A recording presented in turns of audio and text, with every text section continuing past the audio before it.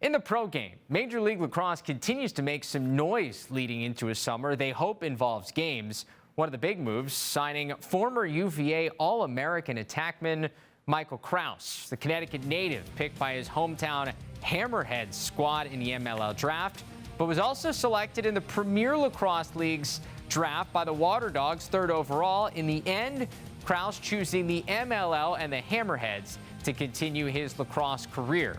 And it's been an impressive career so far. Two-time captain at UVA, one of just 4 players in program history to record at least 100 career goals and 100 career assists. He leaves the Cavaliers ranked 4th on the all-time points list, and after he helped lead the team to a national title last year.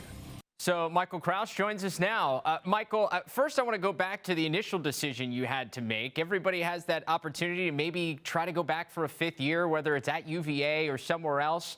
Walk me through your decision in terms of, all right, you know what, college career, despite the fact this year was a lot shorter than I thought, it's over. Yeah, I mean, it was obviously a really tough ending and hard to swallow initially, but, I took a lot of time to think through it.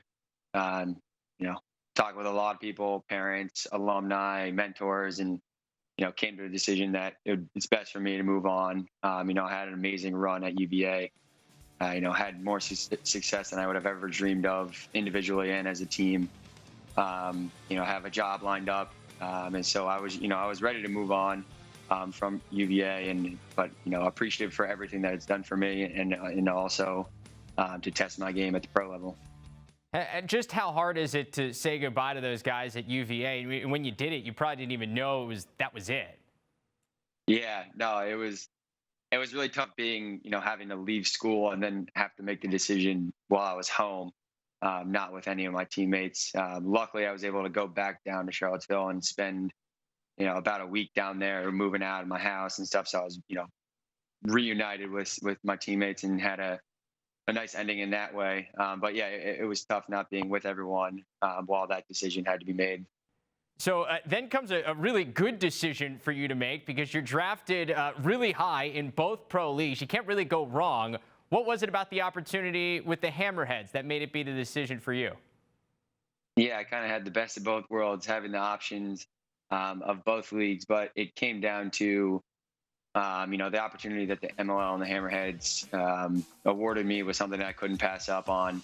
And also, being from Connecticut and essentially playing in my hometown in front of, everyone that I grew up with, playing for friends and family. It was just, another reason why I couldn't pass up the opportunity to play with the Hammerheads. Obviously, it's a tough landscape as you look ahead to this summer, and we still don't know exactly what's going to happen. What are you hopeful for this summer? Yeah, so right now the plan is to start July 4th. Hopefully, that's what's going to happen, and this virus continues to decline, and I'm sure there will be no fans for the hopefully for the half part of the season, and then as it gets toward the end, towards championship, you can have some fans in the stands. But just hopeful and praying that this virus will continue to decline and we can get back to somewhat normal.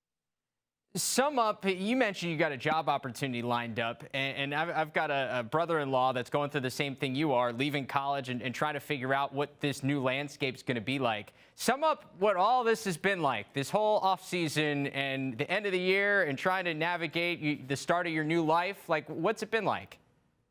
Yeah, I mean, I can't really explain, what it's been like. It's been crazy. I think everyone's dealing with it as well.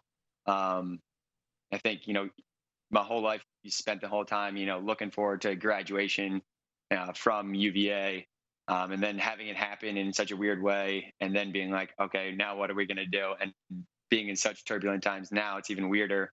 But I'm just trying to, stay positive, look at the bright side, and, things could be a lot worse, I think. So that's kind of been my mindset going through all this. That's keeping me level-headed and continue to have fun and just, kind of enjoy the process that I'm going through right now. So obviously, when everything went down, you're playing probably some of your best lacrosse of your career. Where's your game at now as you look ahead to hopefully July? Yeah, I mean, I think my game's even better than what it was before. I have a lot more time to work on my craft. I'm in really good shape. Just having so much time. get pretty bored these days. So I'll just go for a long run or something like that I don't normally do.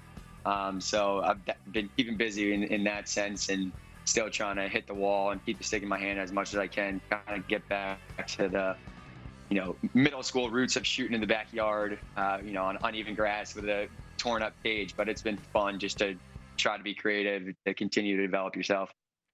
So this weekend has a special part in your heart, I'm guessing, after what happened last year in Philadelphia. We would be celebrating another championship weekend this weekend back there in Philly. Walk me through what your favorite memory from championship weekend last year was.